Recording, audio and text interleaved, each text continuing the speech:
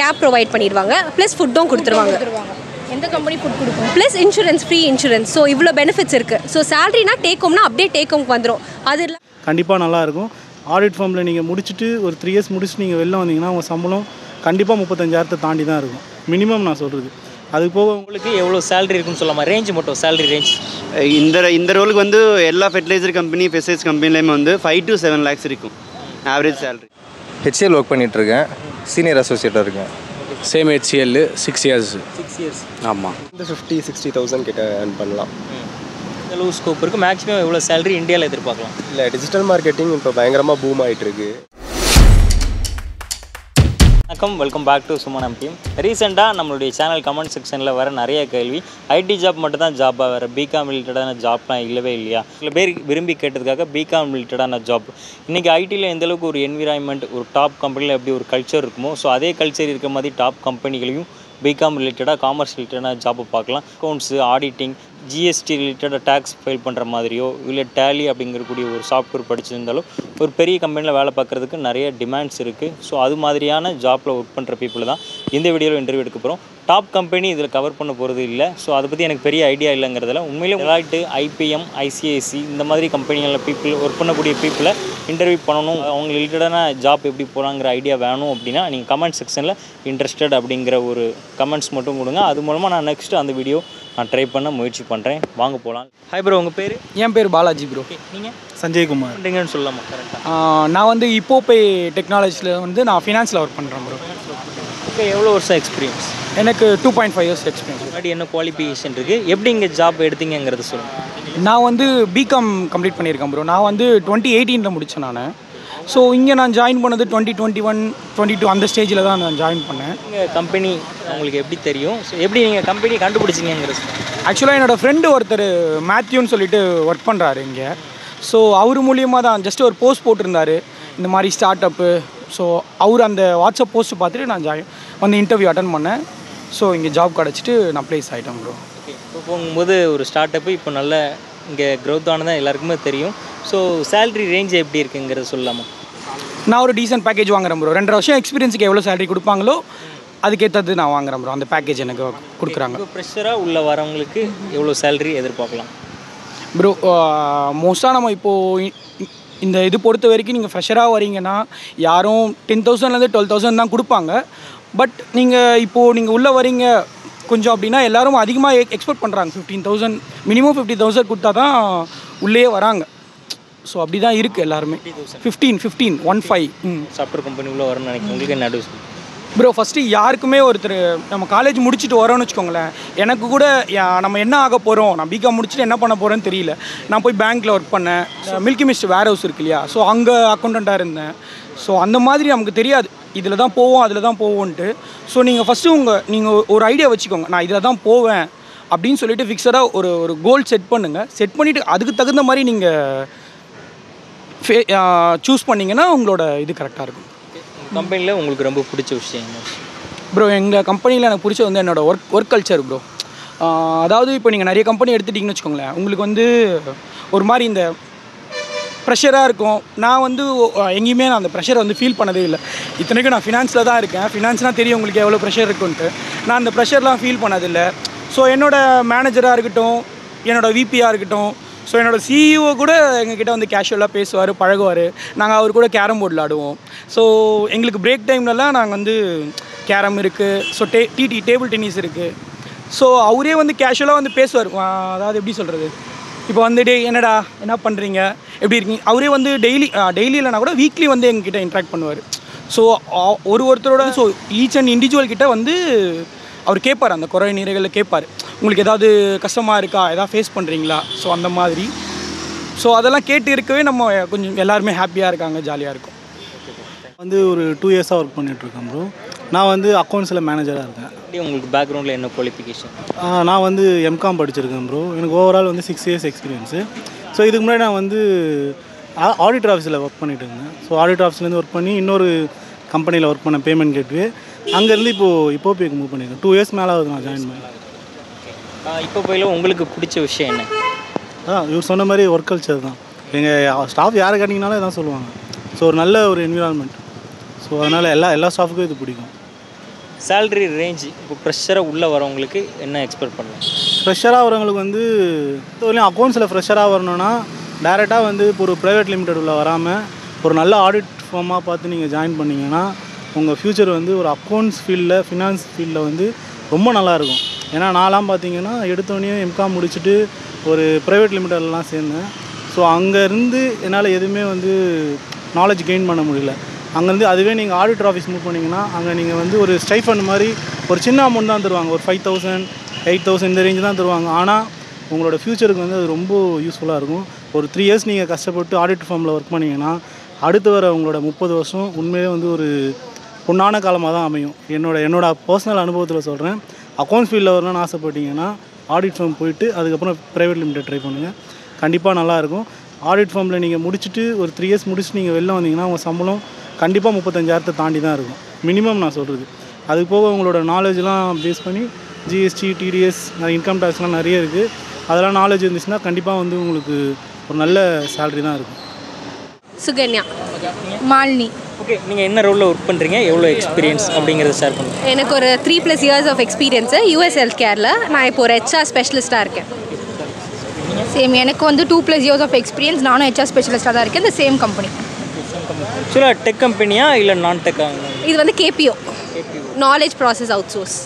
Okay, பேக்ரவுண்டில் உங்களுக்கு என்ன டிகிரி இருக்குது, என்ன காலேஜில் படிச்சிங்க? நான் வந்து மெட்ராஸ் யூனிவர்சிட்டியில் MBA முடிச்சிருக்கேன். நானும் மெட்ராஸ் யூனிவர்சிட்டியில் MBA. ஓகே, 2 பேருமே சேம் ஒரே டைமில் உள்ள? அவங்க என்னோட ஜூனியர். கம்பெனியில் இப்போதைக்கு வந்து அதான் KPOவில் ஒர்க் பண்ணுற ஃப்ரெஷர்ஸ், அதான் யூஎஸ் ஹெல்த் கேரில் வந்து கிளைண்ட்ஸ் கூட இன்ட்ராக்ட் பண்ணுறதுக்கு ஒரே வாய்ஸ் ப்ராசஸ் மட்டும் தான் இப்போ கரண்ட்டாக ஓப்பனிங்ஸ் போயிட்டுருக்கு. ஃப்ரெஷர்ஸ்க்கு இப்போ காலேஜ் படிச்சுக்கிட்டு இருக்கவங்க இல்லை உள்ளே வரணும்னு விரும்புகிறவங்களுக்கு கார்பரேட்டுக்குள்ளே நீங்கள் என்ன அட்வைஸ் கொடுப்பீங்க? பேசிக்காக என்ன சொல்கிறேன்னா, ஒரு இன்டர்வியூ கிராக் பண்ணோன்னா அவங்க கொஞ்சம் போல்டாக பேசணும். செகண்ட் திங் என்ன நான் சொல்வேன்னா வந்து கம்யூனிகேஷன் ரொம்ப இம்பார்ட்டண்ட். இப்போ நிறைய பசங்க வந்து பெரிய பெரிய ஸ்கூல்ஸில் படிச்சிருந்தாலும் கூட கம்யூனிகேஷன் ரொம்ப லேக் ஆகுது. செகண்ட் திங் என்னென்னா, கம்யூனிகேஷன் நல்லா இருந்தாலுமே கூட அவங்க என்ன பண்ணுறாங்கன்னா பேச ரொம்ப பயப்படுறாங்க, எஸ்டேட் பண்ணுறாங்க. ஸோ ஃபியர் வச்சு நம்ம எதுவுமே பண்ண போகிறது இல்லை. கரெக்டாக ஸோ தெரியுதோ தெரியலையோ நம்ம ஒரு பெஸ்ட்டை கொடுத்தா தான் அட்லீஸ்ட் செலக்ட் ஆகிற அட்லீஸ்ட் நெக்ஸ்ட் லெவலுக்காச்சும் இன்டர்வியூ போகிற அளவுக்காச்சும் நம்மளுக்கு இது இருக்கும்னு நான் சொல்ல இது பண்ணுறேன். ஸோ ஃபஸ்ட் என்ன போல்ட்னஸ், செகண்ட் வந்து கம்யூனிகேஷன், தேர்ட் வந்து நம்மளுக்கு எதோ தெரியுதோ தெரியலையோ ஒரு கிவ் அ ட்ரை கொடுக்கணும் ஃபஸ்ட்டு. அதுதான் நான் சொல்லுவேன். சேலரி ரேஞ்ச் என்ன லெவலில் இருக்குது? ப்ரெஷராக உள்ள 16 தான் bro. 16 take home 16.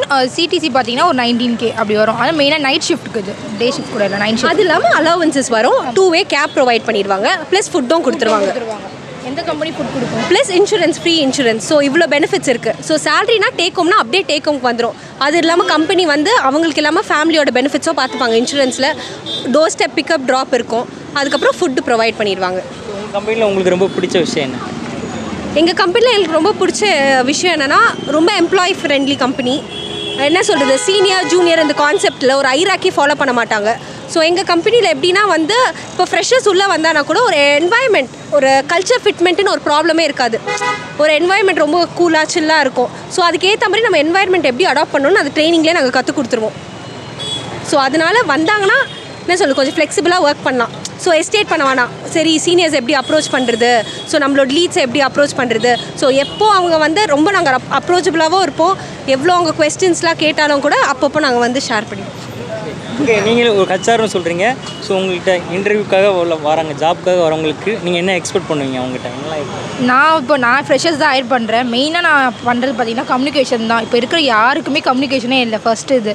So communication வச்சு தான் இன்டர்வியூவே உள்ளே போக முடியும். உங்களுக்கு நாலேஜ் இருக்குது எல்லாமே இருந்தால் கூட மெயின் கம்யூனிகேஷன், அதுதான் இப்போ நிறைய பேருக்கு இல்லை.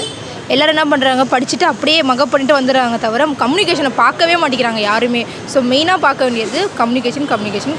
ஓகே, இன்டர்வியூ எத்தனை ரவுண்ட் இருக்கும்? 3 to 4 ரவுண்ட்ஸ் இருக்கும், டிபெண்ட்ஸ் அப்பான். ஆமாம். ஓகே, என்னென்ன ரவுண்ட்லாம் இருக்கும்? டெக்னிக்கல் எதுவும் இருக்காதுல, என்னங்கிற எல்லாமே இருக்கும். ஃபஸ்ட்டு வந்து HR ரவுண்ட் இருக்கும், செகண்ட் அசஸ்மெண்ட், தேர்ட் வந்து மேனேஜர், ஆப்ஸ் ரவுண்ட், அது மாதிரி நிறைய ரவுண்ட்ஸ் இருக்கும். அது ஒரு கம்பெனிக்கு வேரி ஆகும். சில கம்பெனியில் HR ரவுண்ட் ஃபஸ்ட் இருக்கும். சில கம்பெனியில் பார்த்தீங்கன்னா HR ரவுண்டுக்கு முன்னாடி வேர்சன்ட் இருக்கும். வேர்சன்ட்னா தான் அவங்க லெவல் ஆஃப் கம்யூனிகேஷன் அந்த ஆப்லேயே டெஸ்ட் பண்ணிடுவாங்க.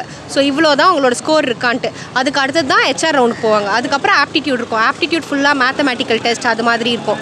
இல்லை ஃபைனல் வந்து மேனேஜர் ரவுண்ட் இருக்கும். மேனேஜர் ரவுண்டுனா ஃபுல்லாக ஸ்டெபிலிட்டி செக் பண்ணுவாங்க. ஒரு கேண்டிடேட் வந்து இந்த கம்பெனியில் நம்ம ஹையர் பண்ணால் நம்ம டைம் வேஸ்ட்டா, இல்லை இந்த கம்பெனியில் தங்குவானா, ஸோ அது மாதிரிலாம் இது பண்ணுவாங்க. இன்னொன்று மெயினாக குரூப் டிஸ்கஷன் இருக்கும். யாருக்குமே குரூப் டிஸ்கஷனில் பேசுகிறதுக்கு ஒரு இந்த இதுவே இருக்காது, பயப்படுவாங்க மோஸ்ட்டாக. ஸோ அதை மெயினாக கிராக் பண்ணணும். நீங்கள் எப்படி கம்பெனியை கண்டுபிடிச்சிங்கிறது சொல்லுங்கள். இப்போ நாங்கள் ஒர்க் பண்ணுற கம்பெனியா ரெஃபரன்ஸ் தான் ப்ரோ. ஆமாம், நான் ரெஃபரன்ஸில் வந்தேன்.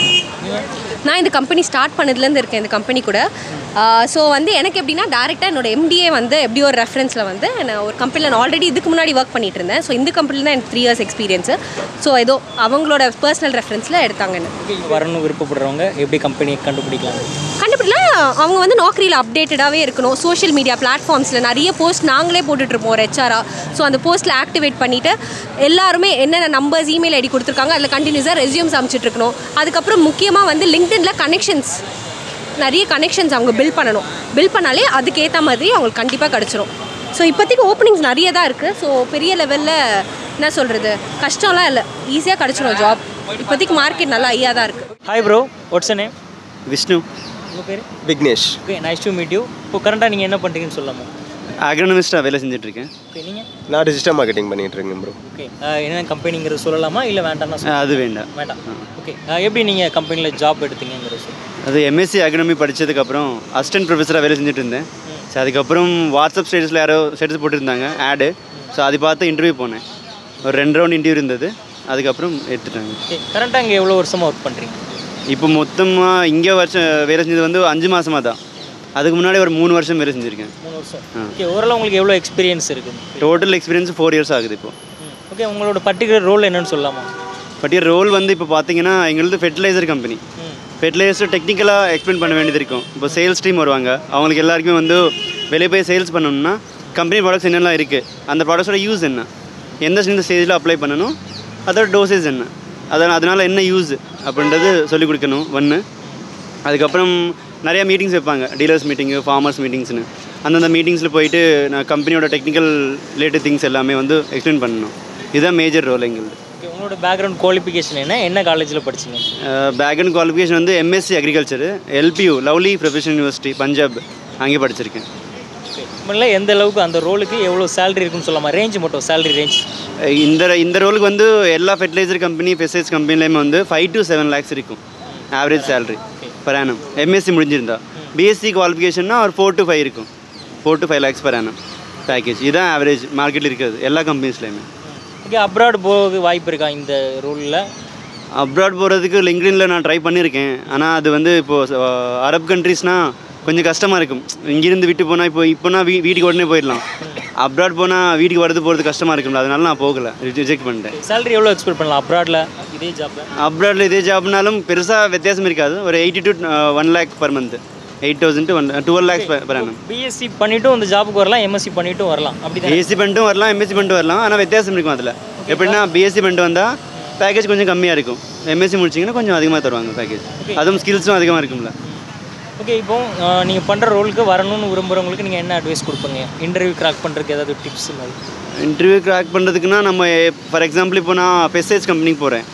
அந்த கம்பெனியில் என்னென்ன ப்ராடக்ட்ஸ் இருக்குது, அதோட யூஸ் என்னது, வெப்சைட்டில் இல்லை சோஷியல் மீடியா பிளாட்ஃபார்ம்ஸில் நல்லா கற்றுக்கணும். ஃபஸ்ட்டு நல்லா சர்ச் பண்ணி அதுக்கப்புறம் இன்டர்வியூக்கு போகணும். அப்போ தான் அது பேச முடியும். அங்கே என்ன கம்பெனிக்கு போனாலும், ஃபெர்டிலைசர் கம்பெனிக்கு போகிறீங்கன்னா அந்த கம்பெனியில் என்னென்ன ஃபெர்டிலைசர்ஸ் இருக்குது, ஃபெர்டிலைசரோட யூஸ் என்ன, அதோட டோசேஜ் என்ன வந்து கற்றுக்கிட்டு போகணும். அப்போ ஈஸியாக கிராக் பண்ணிடலாம். எந்த அளவு ஸ்கோப் இருக்குது இப்போ இந்த ரோலுக்கு, இந்த ஜாப்புக்கு கம்பெனி சைடு எப்படி இருக்குது? ப்ரெசென்ட் அந்தளவுக்கு ட்ரெண்ட் இல்லை, ஆனால் ஓகே தான். நிறைய பேக்கேஜில் கொடுக்க மாட்டேங்கிறாங்க. ஜாப்ஸ் நிறையாவே இருக்குது, ஜாப்ஸ் நிறைய இருக்குது. ஆனால் பேக்கேஜஸ் எல்லாம் பெருசாக இல்லை எங்கேயுமே. அதுதான். நான் வந்து டிஜிட்டல் மார்க்கெட்டிங்கில் ஒர்க் பண்ணிகிட்ருக்கேன். ஓகே, எவ்வளோ வருஷமாக ஒர்க் பண்ணுறீங்கிற உங்கள் எக்ஸ்பீரியன்ஸ்? எனக்கு ஓவரால் எக்ஸ்பீரியன்ஸ் 8 years ப்ரோ. இதில் டிஜிட்டல் மார்க்கெட்டிங் மட்டும் 4 years பண்ணிகிட்ருக்கேன் நான். Okay, 4 years. ஓகே, 4 years அப்படிங்கும்போது இந்த இதில் எவ்வளோ சேலரி எதிர்பார்க்கலாம் அந்த ரோலுக்கு? இந்த ரோலுக்கு பெர் மந்த் வந்து 50-60,000 கிட்ட earn பண்ணலாம். மேக்ஸிமம் எந்த அளவு ஸ்கோப் இருக்குது, மேக்ஸிமம் எவ்வளோ சேலரி இந்தியாவில் எதிர்பார்க்கலாம்? இல்லை, டிஜிட்டல் மார்க்கெட்டிங் இப்போ பயங்கரமாக பூம் ஆகிட்டுருக்கு. வேர்ல்டு வைடு ட்ரெண்டிங்கான ஒரு பொசிஷனில் டேட்டா சயின்ஸுக்கு அப்புறம் டிஜிட்டல் மார்க்கெட்டிங் தான் இருக்குது. நல்ல ஸ்கோப் இருக்குது, இந்தியாலையுமே நல்ல ஸ்கோப் இருக்குது.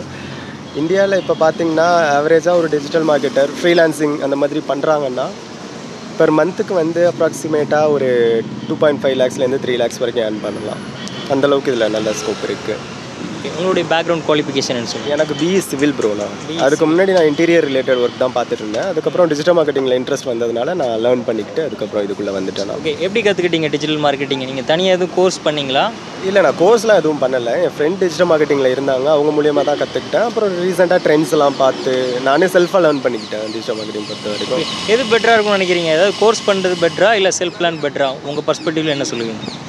செல்ஃப் லேர்னிங் பெட்டர்னு எனக்கு ஃபீல் ஆகுது. ஆமாம், டிஜிட்டல் மார்க்கெட்டிங் அவங்க ஸ்ட்ராட்டஜிஸ்லாம் சொல்லி தருவாங்க. சர்டிஃபிகேஷன் கோர்ஸ் வந்து இன்னொரு வேலிடான ஒரு அடிஷன் தான் அது. அது இல்லாமல் நம்ம செல்ஃபாக லேர்ன் பண்ணுறது, நம்மளே எஃபோர்ட் போட்டு நம்மளே கற்றுக்கிறப்போ இன்னும் நல்லா டெப்த்தாக கற்றுக்கலாம்ன்றது என்னோட எக்ஸ்பீரியன்ஸில். ஓகே, கம்பெனி சைடு இப்போ நல்ல ஸ்கோப் இருக்கதா சொல்கிறீங்க. ஸோ ப்ரெஷர் எப்படி உள்ளே வரலாம்? அவங்களுக்கு ஏதாவது ஐடியா டிப்ஸு அப்படின்னா என்ன சொல்லுவீங்க? ஃப்ரெஷர் வந்து ஃபஸ்ட்டு ஏதாவது நிறையா வெப்சைட்ஸ் வந்து அவங்க பார்த்து அவங்க அதுலேருந்து அனலைஸ் பண்ண ஸ்டார்ட் பண்ணணும். அப்புறம் சோஷியல் மீடியா ரிலேட்டடாகவும் நிறையா அனலைஸ்லாம் பண்ணி ஆகணும். பண்ணிவிட்டு அவங்க யூடியூப்லேயே நிறைய டுட்டோரியல்ஸ்லாம் இருக்குது, என்ன கைண்ட் ஆஃப் ஆப்டிமைசேஷன்லாம் பண்ணணும் அப்படின்றதெல்லாம் பார்த்துட்டு அது மூலியமாக அவங்க இன்ட்ராக்ட் பண்ணாங்கனாலே ஈஸியாக மூவ் பண்ணலாம். இப்போ சோஷியல் மீடியா வந்து மோஸ்ட்லி எல்லோரும் சேட்டிங் பர்பஸ்க்காகவும் ஒரு என்டர்டைன்மெண்ட்காகவும் மட்டும் யூஸ் பண்ணாமல் கொஞ்சம் யூஸ்ஃபுல்லாக யூஸ் பண்ணால் அது நல்ல. எவ்வளோ டைம் டூரேஷன் எடுத்துக்கிடும்? அது எவ்வளோ நாளில் கற்றுக்கிடலாம் அப்படின்னு கேட்குறேன். கம்ப்ளீட்டாக மாஸ்டர்னு ஆகிறதுக்கு அது கீப் ஆன் அப்டேட்டிங் தான். நீங்கள் எவ்ரிடே அதை வந்து லேர்ன் பண்ணிக்கிட்டே இருக்க வேண்டியதான். அது வந்து இப்போ அல்காரிதம்ஸ் ஒரு பிளாட்ஃபார்ம்லேயும் சேஞ்ச் ஆகிட்டே தான் இருக்கும். அதனால இது இவ்வளோ பர்டிகுலர் டைம் லிமிட்டில் தான் கற்றுக்கணும் அப்படின்றதுலாம் தேவையில்லை. நீங்கள் over the period of time நீங்கள் பண்ண அதுவே ஆட்டோமேட்டிக்காக பண்ணிக்கலாம். ஓகே, உங்களுடைய ஜாப் இப்போ எப்படி இருக்குது? எந்த அளவுக்கு, அதாவது ஒர்க் எந்த அளவுக்கு இருக்குது? ஸ்ட்ரெஸ்ஸாக இருக்கா இல்லை ஃப்ரீயாக இருக்கா? ஃப்ரீயாக தான் போயிட்டுருக்கு, அதெல்லாம் ஒரு பிரச்சனையே இல்லை. டிஜிட்டல் மார்க்கெட்டிங் பொறுத்த வரைக்கும் ஃப்ரீயாக தான் போகுது. நான் சிங்கிள் கிளைண்ட்டு தான் ஹேண்டில் பண்ணுறேன்றதுனால ஒன்றும் பெரிய ஸ்ட்ரெஸ்லாம் இல்லை. ஓகே, ஹாய் ப்ரோ, உங்கள் பேர்? என் பேர் ஜெஸ்தோஸ். நீங்கள்? அப்துல் அலீம். ஓகே, கரண்ட்டாக என்ன ரோலில் ஒர்க் பண்ணுறீங்க, என்ன கம்பெனியில் ஒர்க் பண்ணுறீங்கன்னு ஷேர் பண்ணலாமா? ஹெச்சிஎல் ஒர்க் பண்ணிகிட்ருக்கேன், சீனியர் அசோசியேட்டாக இருக்கேன். Same HCL 6 years. 6 years. ஆமாம். நீங்கள் எப்படி இந்த கம்பெனியில் ஜாயின் பண்ணீங்க? அதாவது ஆன் கேம்பஸா இல்லை ஆஃப் கேம்பஸா, எப்படி உள்ளே வந்தீங்கிறத சொல்லலாம். இல்லை, ஆஃப் கேம்பஸ் தான். 6 years ஒரே கம்பெனியில் ஒர்க் பண்ணுறீங்களா? இல்லை, நான் இங்கே வந்து 4 years இருக்கேன். இதுக்கு முன்னாடி ஆதார் ஒன்லி. அங்கே வந்துட்டு 1.5 years. அதுக்கப்புறம் 6 months பிஸ்னஸ் பார்க்கலாம் அப்படின்னு சொல்லிட்டு போனோம். திரும்ப அது ஒர்க் அவுட் ஆகலைன்னு சொல்லிட்டு பேக் டு கார்பரேட் லைஃப். ஏன்னா பிஸ்னஸ் அப்படின்னு போயிட்டோம்னா இப்போ லாங் கேப்லாம் இருந்துச்சுன்னா கார்பரேட்டில் எடுக்க மாட்டாங்க. ஸோ அது கேட்பாங்க. ஸோ எனக்கு வந்து அப்போ கேப் பார்த்திங்கன்னா 8 months இருந்தது. அந்த 8 months என்ன பண்ணீங்கன்னு கேட்பாங்க. ஸோ நான் வந்துட்டு என்ன செல்ஃப் டெவலப்மெண்ட் பண்ணேன், நான் இந்த மாதிரி கோர்சஸ் பண்ணேன். ஸோ ஃபாதர் பிஸ்னஸ் நான் டேக் கேர் பண்ணிகிட்டு இருந்தேன் அப்படி இப்படின்னு சொல்லிட்டு திரும்ப நம்ம நெக்ஸ்ட் கம்பெனி வரும்போது அந்த ரீசன் நம்ம ஸ்ட்ராங்காக கொடுக்கணும். இல்லை அதுக்கான வேலிட் ப்ரூஃப்ஸ் கோர்ஸ் பண்ணனா அதுக்கான சர்டிஃபிகேட்ஸ் இருக்கணும். ஸோ அந்த மாதிரி தான். நீங்கள் பேக்ரவுண்டில் உங்களுக்கு என்ன குவாலிஃபிகேஷன் இருக்குது, எந்த காலேஜில் நீங்கள் கம்ப்ளீட் பண்ணீங்கிறது? ஆக்சுவலாக குவாலிஃபிகேஷன் சொல்லிட்டு எது பார்த்தீங்கன்னா நார்மலாக பிகாம் கார்பரேட் செக்ரட்டரி தான். ஓகேங்களா. அதுக்கப்புறம் கரஸ்பாண்டன்ஸில் வந்துட்டு MBA முடித்தோம். MBAல இப்போ எப்படின்னா பார்த்தீங்கன்னா என்ன படிக்கிறோன்றது முக்கியம் இல்லை ப்ரோ. நம்ம என்ன நாலேஜ் நம்ம கெயின் பண்ணுறோம், எப்படி கிராக் பண்ணுறோம், முக்கியமாக வந்துட்டு கொஞ்சம் பேசிக்கான ஒரு இங்கிலீஷ் நாலேஜ் இருந்தாலே இப்போலாம் போதும். உங்களுக்கு எழுத படிக்க தெரிஞ்சதுக்கு பேசிக் இங்கிலீஷ் நாலேஜ் இருக்குது அப்படின்னாலே உங்களை கார்பரேட்டில் தூக்கி அவங்க ட்ரெயின் பண்ணி நம்மளுக்கு ஒர்க் கொடுப்பாங்க. அந்த ஒர்க் பார்த்திங்கன்னா நார்மலாக எல்லாருமே பண்ணுவாங்க. கொஞ்சம் லாஜிக்கல் திங்கிங், கொஞ்சம் க்ரியேட்டிவ், கொஞ்சம் திங்கிங்லாம் இருந்துச்சுன்னா அவங்க சர்வைவ் பண்ணலாம் கார்பரேட்டில். ஸோ ஒவ்வொரு இன்டர்வியூ போகும்போது நம்மளுக்கு பார்த்தீங்கன்னா இப்போ ஒரு இன்டர்வியூ போத நான் இப்போ அமேசானில் ஒரு 4-5 வாட்டி போயிருப்பேன். ஒரு 3 வாட்டி நான் லாஸ்ட் ரவுண்ட் வரைக்கும் போயிட்டு இங்கிலீஷ் ஃப்ளூயன்ஸ் இல்லைன்னு சொல்லிட்டு அப்போது ஸ்டார்டிங் ஃபஸ்ட்டாக இருக்கும்போது நான் வெளியே வந்துட்டேன். ஸோ அங்கே நான் லேர்ன் பண்ண இது என்னென்னு பார்த்தீங்கன்னா ஆப்டிடியூட் டெஸ்ட்டு, இந்த டைப்பிங்கு ஒவ்வொன்றா இருக்கும். டெஸ்ட்டெல்லாம் வந்து பயங்கரமாக இருக்கும் அமேசான் தான் பார்த்தீங்கன்னா. ஸோ அதனுடைய இன்ஃப்ளூயன்ஸ் எனக்கு எப்படி ஆச்சுன்னா அதுக்கு கீழே லோவரில் உள்ள கம்பெனி எனக்கு இன்டர்வியூ கிராக் பண்ணுறதுக்கு எனக்கு ஹெல்ப்ஃபுல்லாக இருந்தது, ஈஸியாக இருந்தது. ஸோ நம்ம இன்டர்வியூஸ் நம்ம அட்டென்ட் பண்ணுறதுல வந்து நம்ம சலிப்பே எடுக்கக்கூடாது. கஷ்டமாக தான் இருக்கும், என்னடா இது பயமாக இருக்கும், ஃபியர் இருக்கும். ஸோ ஒரு 4-5 இன்டர்வியூ போகல நம்ம ஃப்ரெண்டுக்கிட்ட நம்ம எப்படி நம்ம பேசுவோமோ அந்த மாதிரி நம்ம பேச ஆரம்பிச்சிடுவோம். ஒரு ஹெச்ஆர்கிட்ட, மேனேஜர்கிட்ட அந்த மாதிரி பேச நம்ம எப்படி நம்ம டெவலப் பண்ணுறோமோ அந்த கான்ஃபிடன்ஸ் லெவல் தான் அவங்க பார்ப்பாங்க. மற்றபடி வேறு எதுவும் அந்தளவுலாம் இல்லை. ஸோ டெக்னிக்கலாக இப்போ போகிறாங்க இந்த ஐடி இண்டஸ்ட்ரி, டேரக்ட் ஐடி, இப்போ நாங்கள் இருக்கிறதுலாம் நான் ஐடி. ஓகேங்களா. டேரக்ட் ஐடிக்குள்ளே போகிறவங்க பார்த்தீங்கன்னா படிச்சுட்டு தான் வரணும். அந்த கோடிங் இதெல்லாம் வந்து ப்ராப்பராக அவங்க படிச்சுட்டு அதில் டெவலப் பண்ணிகிட்டே இருப்பாங்க. ஸோ அது பட் அதில் ஃபாஸ்ட் க்ரோத்து, இதில் ஸ்லோ க்ரோத். ஓகேங்களா. ஒன்றும் இல்லை, என்னை விட அவன் வந்துட்டு ஒரு நான் இப்போது 1 லட்ச ரூபா வாங்கினா அவன் 2 லட்ச ரூபா வாங்குவான். என்னை விட சின்ன பையனே வாங்குவான். ஓகேங்களா. அந்த மாதிரி டிஃப்ரென்ஸ் தான். பட் லைஃப்னு பார்த்தீங்கன்னா எல்லாத்துக்குமே கரெக்டாக தான் போகும். 4 years 5 years போனால் அதில் எந்த மாதிரி க்ரோத் இருக்கும்? 4 years 5 yearsக்கு அப்புறம் பார்த்தீங்கன்னா உங்களுக்கு சேலரி பார்த்தீங்கன்னா பெருசாலாம் ஒன்றும் இருக்காது. மேக்ஸிமம் 10,000 ரூபா இருக்கும். ப்ரொமோஷன் அப்படி இப்படின்னு வாங்கினீங்கன்னா ஒரு 15-20,000 ரூபா வரைக்கும் மாதத்துக்கு டிஃப்ரென்ஸு. ஓகேங்களா. 4 yearsக்கு அப்புறமே நான் சொல்கிறேன் இவ்வளோ தான் இருக்கும். இதுவே நான் இப்போ கம்பெனி ஜம்ப் பண்ணியிருந்தேன் ஒரு 2-3 இயர்ஸ்க்கு அப்புறமே நான் கம்பெனி ஜம்ப் பண்ணுறேன் அப்படின்னா நான் இப்போ இங்கே வந்துட்டு இப்போ 40,000 வாங்குவேன்னா அப்படியே எனக்கு 80,000 1,00,000 அப்படின்னு சொல்லி நம்ம போகலாம். ஸ்டார்டிங் லெவலில் எவ்வளோ சேலரி எதிர்பார்க்கலாம்? ஸ்டார்டிங் லெவலில் இப்போ எல்லாம் எதிர்பார்க்குறது என்னென்னா எல்லாருமே நாங்கள் எங்கள் டைமில் பார்த்தீங்கன்னா 9,000 10,000 அப்படி இருந்தோம். இப்போ உள்ள பசங்களுக்கு பேசிக் சேலரி அவங்க 20 to 25 வந்து எதிர்பார்க்கலாம். நான் ஐடிக்கு நான் சொல்கிறேன், ஓகேங்களா? ஸோ ஐடிக்கும் அதே தான் 20 to 25, ஓகேங்களா? ஸோ எக்ஸ்பீரியன்ஸ்டு அவங்க வாங்க அதுக்கேற்ற மாதிரி ஒரு 5 இயர்ஸ்க்கு அப்புறமேட்டு அவங்க டேரெக்டாக அவங்க 1 lakhலாம் ஈஸியாக அடிக்கலாம். இப்போ உள்ள ஜென்ரேஷன்லாம் சூப்பராக அடிக்கலாம். இல்லை பிரதர், இப்போ படித்து முடிச்சுட்டு வரவங்க வந்து பிளைண்டாக இருப்பாங்க, சரிங்களா? இப்போ கம்பெனியை பார்த்துட்டு உள்ள பெருசாக இருக்குது, உள்ளே போனால் செம்மையாக சம்பாதிச்சிடலாம் அப்படின்னு நினைப்பாங்க. சுத்தமாக அது வந்து அந்த தாட் வந்து டோட்டலாக வந்து ராங். கம்பெனியை பார்த்தெல்லாம் அதான் பில்டிங்கை பார்த்துட்டெல்லாம் எடை போட முடியாது. ஒரே ஒரு டிகிரியை வச்சுட்டு இங்கே ஸ்ட்ரைட்டாக தான் பேச்சுலர் டிகிரி ஏதாவது ஆர்ட்ஸில் படிச்சுட்டு நேராக அப்படி வந்தாங்கன்னா மிஞ்சி போனால் ஒரு 1000 பேர் ஒர்க் பண்ணுறாங்கன்னு வச்சுக்கோங்களேன். ப்ராசஸராக ஒரு அடிமட்ட ரேஞ்சில் ஒரு எம்ப்ளாயி இருப்பான், அந்த கேட்டகரிக்கு தான் வந்து சேருவாங்க. புரியுதுங்களா? 1000 பேரில் இவனும் ஒருத்தன் 1001 பேர் இந்த மாதிரி தான் வருவாங்க. பெட்டர் என்னோடய கோர்ஸ் ஏதாவது பண்ணுங்கள் சைடில், C++, இந்த ஜாவா, இந்த ஐடி ரிலேட்டடாக ஏதாவது பண்ணுங்கள். அப்படி இல்லைங்களா அந்த MS ஆக்சஸ் மைக்ரோ இருக்குது பார்த்தீங்களா, அந்த மாதிரி ஏதாவது தெரிஞ்சுட்டு வந்தீங்கன்னா அக்கௌண்ட்ஸ் ரிலேட்டடு இதில் போகலாம், பேரோல் இதில் போகலாம். நீங்கள் பிளைண்டாக இந்த BPO இதெல்லாம் வந்தீங்கன்னா என்ன சொல்கிறது, இந்த க்ரோத் இருக்காது. அது ஒன்று. ரெண்டாவது வந்து என்ன சொல்கிறது, ஃபுல்ஃபில்லாக ஃபீல் பண்ண மாட்டீங்க. ஒரு ப்ரொஃபஷ்னலாக இருக்கிற மாதிரி ஒரு ஃபீல் வராது உங்களுக்கு. புரியுதுங்களா? நல்ல நாலேஜ் கெயின் பண்ணிவிட்டு அப்புறம் உள்ளே வாங்க. உள்ளே வந்து ஒரு ஃபஸ்ட்டு 2 இயர்ஸு பரவாயில்ல, ஸ்டார்ட் பண்ணும்போது அப்படி தான் இருக்கும். ஸ்டார்ட் பண்ணும்போது இது மாதிரி அடிமட்டத்தில் தான் பண்ண முடியும், ப்ராசராக ஸ்டார்ட் பண்ண முடியும். எக்ஸ்பீரியன்ஸ் கெயின் பண்ணிக்கிட்டு அதுக்கப்புறம் நாலேஜோடு அடுத்த லெவலுக்கு போங்க, அது பெட்டர். பிளைண்டாக உள்ள வந்தீங்கன்னா இதுதான் இருக்கும். கம்பெனி பில்டிங்கெல்லாம் பார்த்துட்டு முடிவு பண்ண வேண்டாம். அது என்னோடய இது. ஸ்டார்டிங்கில் சேலரி வந்து உங்களுக்கு வந்து 18 to 20 இல்லை 25 இந்த ரேஞ்சுக்குள்ளே உங்களுக்கு கொடுப்பாங்க. புரியுதுங்களா? ஆனால் ஸ்டேபிளாக இருக்கணும். இந்த ஐடியை பொறுத்த வரைக்கும் என்ன சொல்கிறது, அப்ஸ்காண்டாவது இதெல்லாம் இருக்கக்கூடாது. முக்கியமாக மைண்ட் ஸ்டேபிளாக இருக்கணும். இல்லை தலை, இங்கே வந்து ஃபுல்லாக கம்ப்யூட்டர் ஒர்க்கு. புரியுதுங்களா? ஃபுல்லாக கம்ப்யூட்டரில் தான் ஒர்க். மைண்டு தான் முதல்ல அடி வாங்குது. அது முதல்ல வந்து ஸ்டேபிளாக இருக்கணும்னா நல்லா உடம்பு வச்சுக்கணும். இங்கே இருக்கிறது முக்கால்வாசி வந்து இந்தியன் ப்ராசஸ் கிடையாது, எல்லாமே US, கனடா இந்த மாதிரி ப்ராசஸ் தான். ஃபுல்லாக நைட் ஷிஃப்ட்டில் தான் இருக்கும். ஸோ அதனால் ஐடியில் இருக்கிறதால இவ்வளோ இருக்குது அப்படின்னு நீங்கள் சொல்கிறீங்க, அப்படி தானே? ஐடி சைடு போயிட்டா டெக்னிக்கலாக போயிட்டா ப்ரெஷர்ன்றது அங்கேயும் இருக்கும். இப்போ எதுக்காக நம்ம வேலைக்கு வரோம்? சம்பளத்துக்காக. புரியுதுங்களா? இங்கே உடல் உழைப்பும் இங்கே போடுறோம், அதுக்கான சன்மானம் வராது. ஆனால் ஐடியில் அப்படி கிடையாது, உரிவாங்க, சம்பளம் வரும். புரியுதுங்களா? இதுதான் டிஃப்ரெண்ட்டாங்க.